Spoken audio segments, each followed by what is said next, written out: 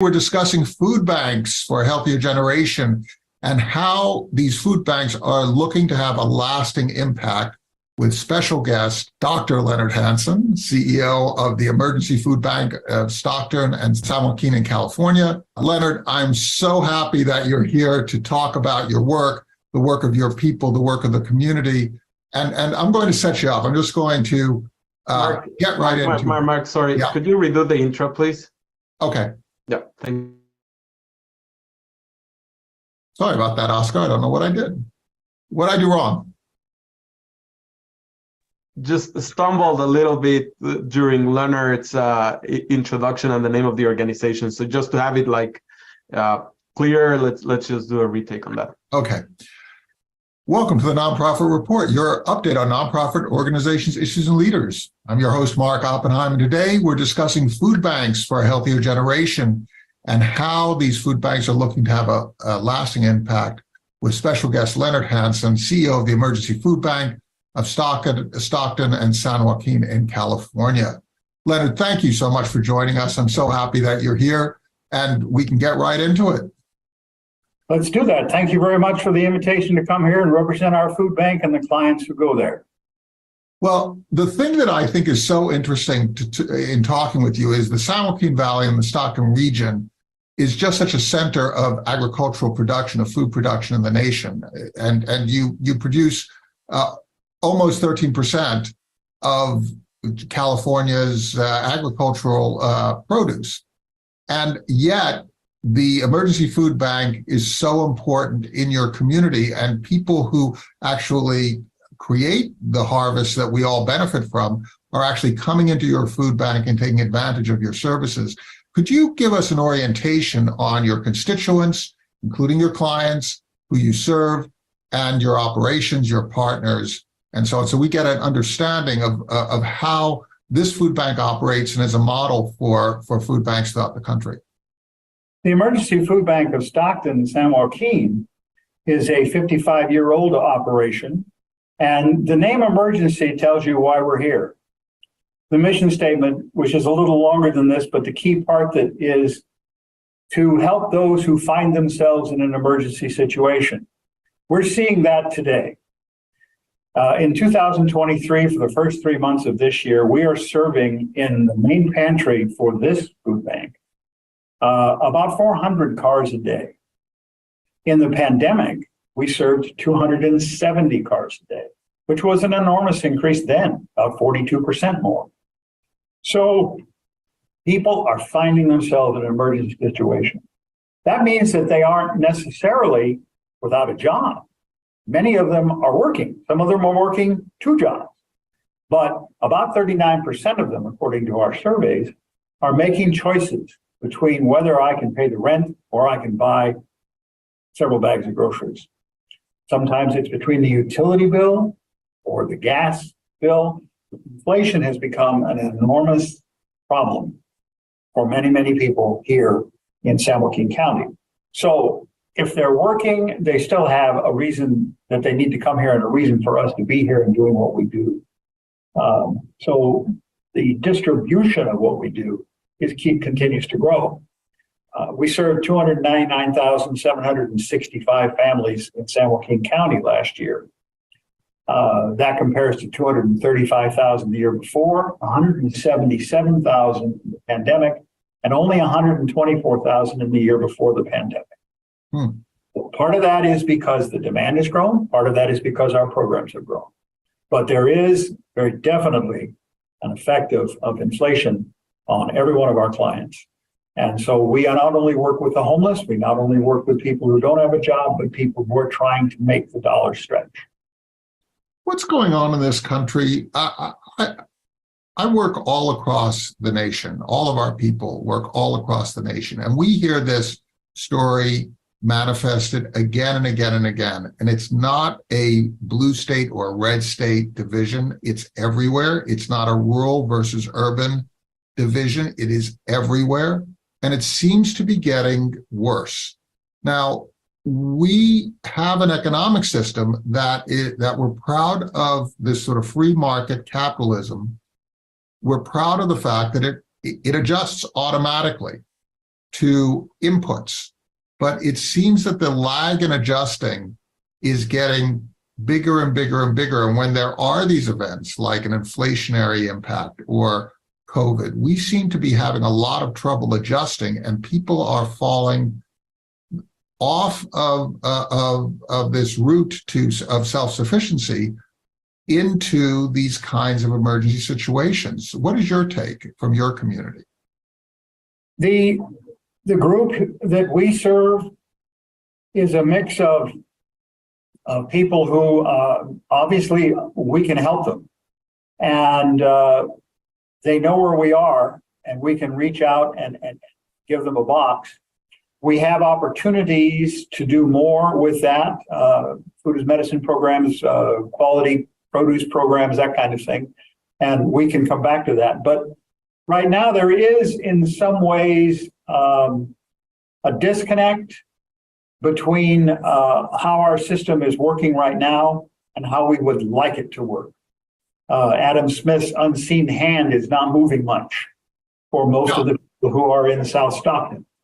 I'm wondering whether the free market is actually functioning in the way that it was intended to. And maybe we have, with this concentration of means and wealth and so on, and maybe concentration of information, that maybe things are, that we're seeing symptoms of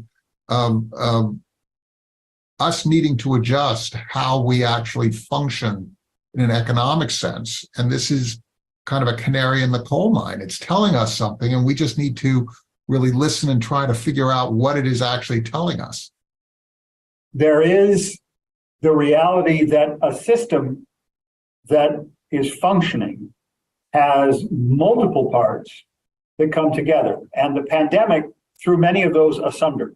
Some of them because we thought that we needed to, and maybe we locked down too long, maybe we didn't. We don't know that.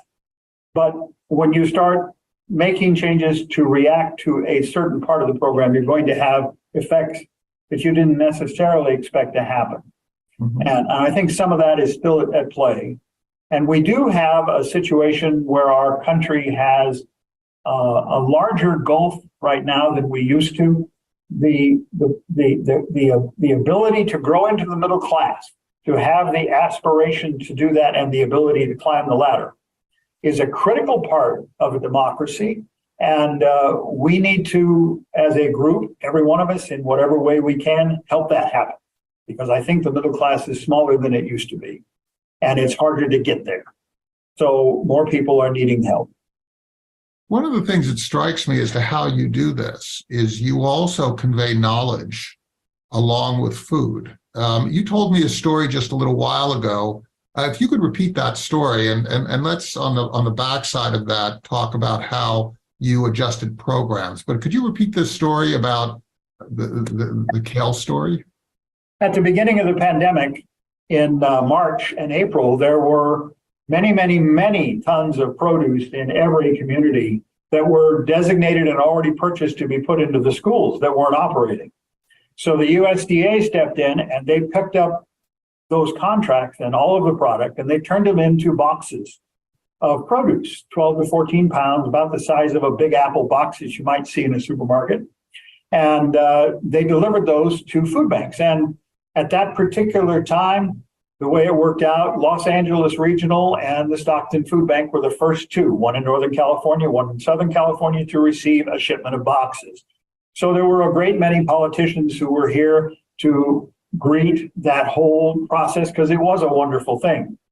I mean, this is 26 pallets at 100 boxes to a pallet. It's a lot of food. And so we had the ability then to interact with people who had helped this happen, and also with clients who were going to receive the boxes. We had the opportunity to bring clients into the food bank, which we do often, but it brought them in for this, and they were able to talk with our state senator, our state assemblyman, our U.S. House of Representatives, their name's here, and Mayor Tubbs from Stockton was here, and I was standing next to him talking to clients, and we had on a table one of the boxes. And a client walked up and looked inside the box, and she came out with her handful of a huge clump of kale. And she looked at the mayor and she said, "Mayor Tubbs, If I knew what it was, perhaps I could do something with it, but I don't know what it is, nor do I know how to cook it. So that's a matter of imparting knowledge and skills that someone didn't get or may never have been offered. So that's a job for what we do. And we do that.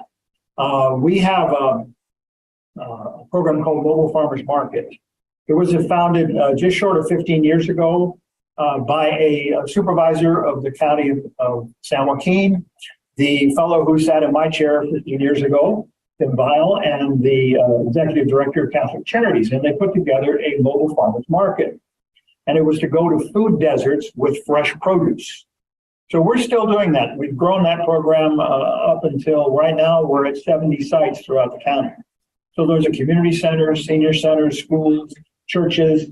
We just added 4 visionary home sites. That's a wonderful nonprofit that builds housing here in Stockton and San Joaquin County for low-income housing opportunities for residents to get into.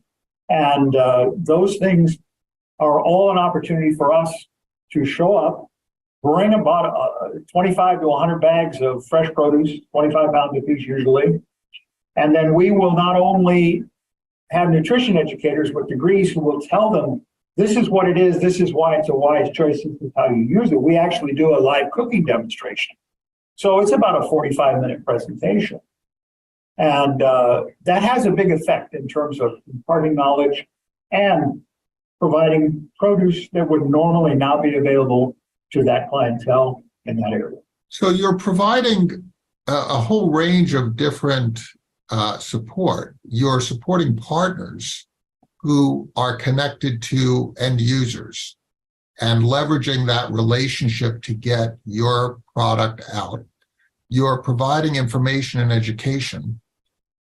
You're also providing a discrete service of being the sort of the middle person between growers, distributors, and end users who can't afford. And you're also bridging the affordability gap, low-income people not being able to pay the market set prices. Is what's going on here is kind of a need to reset our ideas about communication and interactions on a community basis, because Adam Smith assumed knowledge. They assumed that information was going to be disseminated where it needed to go as a predicate for the economic transactions that needed to take place. The free market requires that kind of knowledge and requires the freedom to move where the opportunity is. But if we have situations where people don't have knowledge, there are logistical impediments, there are all sorts of other restrictions, then the free market can't really operate. Or is part of your solution to not only provide a product or a service, but also to remove those impediments, whether they're knowledge or logistical or other things? Is that how you approach this? Yes, we're doing it on an in-person basis, and we're getting the word out through all of the methodologies that are available to us today, because in some ways they work better. Some of the social media works better, and in some ways it doesn't. It can shoot right by somebody. Right. And so you might be getting all this TikTok stuff and the fancy thing, but you don't know how to cook kale. Yeah, exactly. Right? And so you have an opportunity, because we're working through social organizations. Well, I mentioned Visionary Homes, the housing authority. We have sites there. We have sites through a whole series of senior centers, sites in community centers and organizations that invite us to come on a regular basis, because we're there at least once a month, if not twice a month, and in all of these sites. And so it's an interaction first, and we present the entire program so that they can see it. And that may be a little old-fashioned, but it works. You know, old-fashioned, if it works, right, is the better way to go than newfangled and it doesn't work. What you're basically saying is you go to the new or you go to the old, whatever works, right? You basically are agnostic. I want to ask about the feedback loop back to the growers and the distributors, because California has a very famous a very prominent issue with the fact that global warming is causing droughts and floods and so on, and it's hurting the agricultural industry. If you look at, for example, in your patch where almonds or other avocados, other water-absorbing crops are no longer going to be possible going into the future if we have this kind of a water issue. Are you able to create a feedback loop in which growers themselves, distributors themselves are beginning to think differently based on the needs of your clients, that they might not detect through the market, but you detect because your clients are actually coming to you and providing you with intel that isn't necessarily provided as a market signal? Because if somebody doesn't have the money to buy the product on the shelf, that market signal never gets back. How do you interact with your partners so that they get access to the intelligence that you're collecting on a daily basis? The first step we take is we are a longtime and active member of the California Association of Food Banks. That's 42 food banks throughout the state. And we're able to not only send the message, but to receive the message. And for example, CAFB, California Association of Food Banks, has a program called, and I'll read it out exactly so I get it right. It's the Local Food Purchase Assistance Program, LFPA. It's brand new. They're just getting started. And what it is they've reached out and done some negotiations with local people. So local in Stockton would be anyone who grows food within 400 miles of Stockton, California. Right. And they're looking to involve everyone from a normal supplier that you might see, or a local supplier who normally is overlooked, or maybe doesn't have the resources to reach into our supply chain. So we're getting all that information through the California Association of Food Banks. We also buy collectively through them with all the other food banks. So there's an enormous amount of intelligence that is shared weekly through CAFB. And it works really well. It's a finely tuned organization and a finely tuned information channel so that we know what's available and what is going to be critical, and we can send the same message back. And we'll get messages like we did from the client with Mayor Tubbs, or when we're talking to somebody right on the line they can't get something, or they're looking for something, or they don't understand it. We have developed, not only through Mobile Farmers Market, but through food medicine programs that we started in the last 3 years, a pretty good feedback loop from clients about what they are looking for. And because we're teaching about something that they may not have seen before, or maybe they don't know what to do with their rotini, and all of that. And we're teaching that. And we do that in person here. We have a nutrition center with a commercial kitchen, and we teach there. We have all of that's online. We have YouTube, we have Facebook online, and we also have Zoom classes. So all of that goes out as part of these programs. We're getting the same feedback back. We use a lot of text messaging applications to be able to not only talk directly, but if they think of something, we get it back. So there's a fair amount of channels coming in. Well, I find it to be enormously interesting. I find it to be really interesting, this whole idea of a communication network that leverages everything from the in-person, face-to-face communication to electronic communications via phone and through vehicles like this, to text messages, to social media, and so on, to get word out and to exchange, but also the whole idea of an information clearinghouse. You're basically functioning as a data collection and data distribution node in a tremendously sophisticated industry that needs to adjust on the fly, manage its own risks, which include things like weather, but also include all sorts of other market factors. And you're basically helping this industry to function. You're helping farmers. You're helping industry players in their business model, because without you, right, they would suffer. Their bottom lines would suffer. Their operations would suffer. Their planning would suffer for the future. It's really interesting. That's not how most people think of food banks. Probably not. But we are very much a radar screen for many people. And we have sensors that can report back information that they may not get. The other thing about, you use the term that their bottom line may suffer. And that is very, very, very real. The other side of that is that if they see things that they can address and grow into, they have not only helped my client, but they've helped themselves. So that works out well. Well, let's describe those two aspects, and then I want to talk a little bit about your nutrient programs, which I thought were really interesting. But the two aspects of the bottom line issue is that when you're growing, particularly when you're growing fresh, as you're growing, right, the clock is ticking because particularly after harvest, right, the clock is ticking. There's only a certain shelf life. So any grower is going to try and sell at the highest price possible.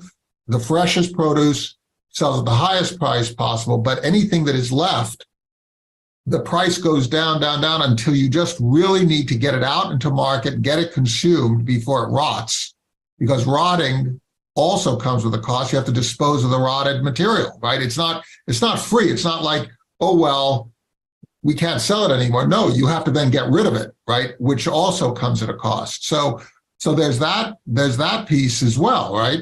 There's this whole, we're talking about real bottom line stuff here. Controlling shrink.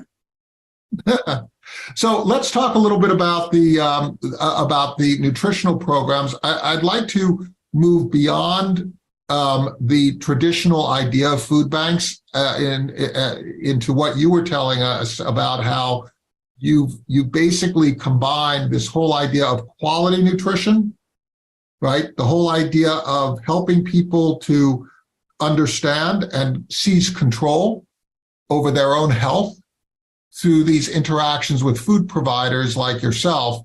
Talk a little bit about how you go about providing services in that respect. We are a partner in a what's called a Future Well Communities group. And it came out of a question that got asked to us in the fall of the pandemic.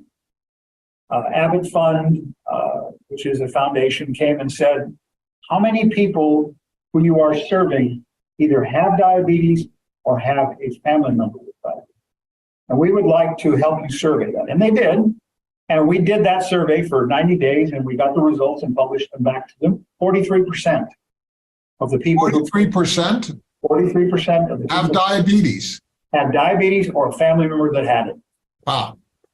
And the great majority of our group, of course, is going to be a lower income group, or in some cases, no income, and disadvantaged in several ways, the way our society has developed or not developed. So we got in discussions about that, and they said, well, we have a program that we would like to bring to Stockton to look at a diverse city like Stockton, a place that can use some help and can profit by this help. So El Concilio, which is a large medical and transportation and a wonderful organization, been here for years and years, 50-something.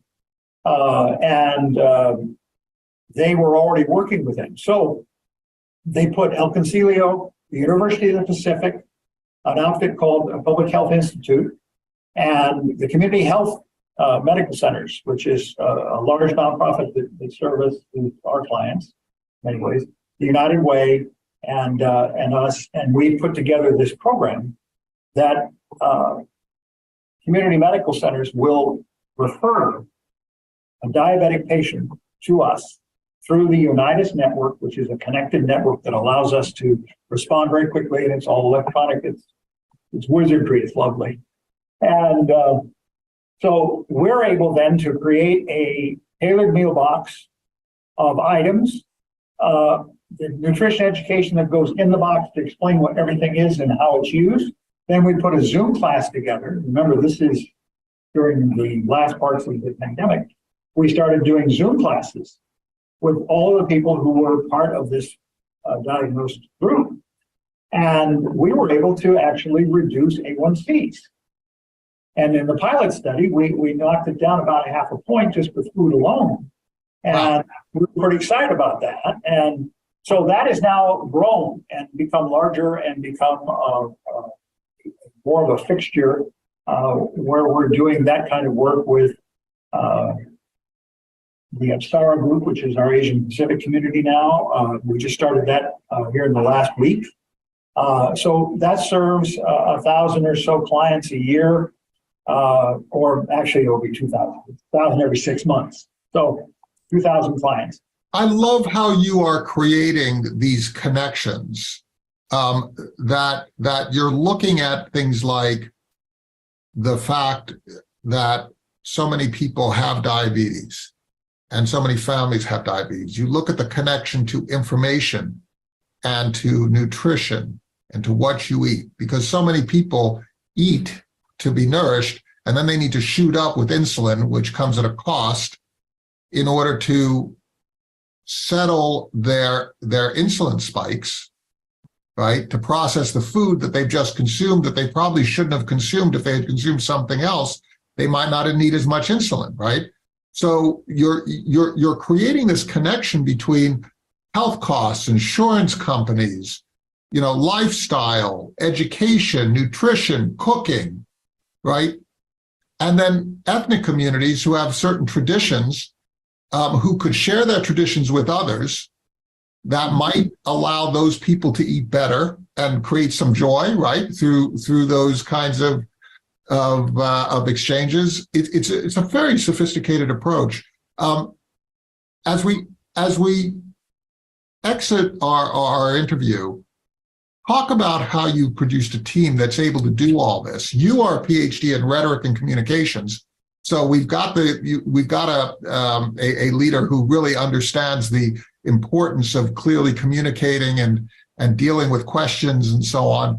What are your other competencies that you put together in this organization and in your board that allows you to respond in this way? The word that we started using, I suspect that I coined it, is nimble. Face what you're facing and figure out how you're going to work through it and work to the benefit of the person who's receiving the service. So nimble became our word throughout the pandemic. We were here every single day, and we grew these programs starting in the pandemic. One of the nimble things we did was to partner with 211, which is the telephone network here in California. It's all into the country too. And you call 211 and you can get family assistance referral. Call them and say, I can't get to the food bank, I need food. We had 6 questions they answered. As long as they were a resident in the county, we then put them on a DoorDash list. And every Tuesday, we would then fill the trunks of DoorDash cars and send that food to them. It started with 35 families. Last Tuesday, it was 866. Business, nonprofit, collaboration, tech. You've got physical services. You've got electronic coordination. Perfect. What a great example. So we work with those people, and then we added staff that could be. We have two more degreed nutrition educators.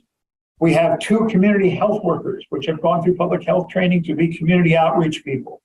And they are working with the mobile farmers market. They're working with our street outreach. We do street outreach with the city fire department, which has a team of homeless encampment managers.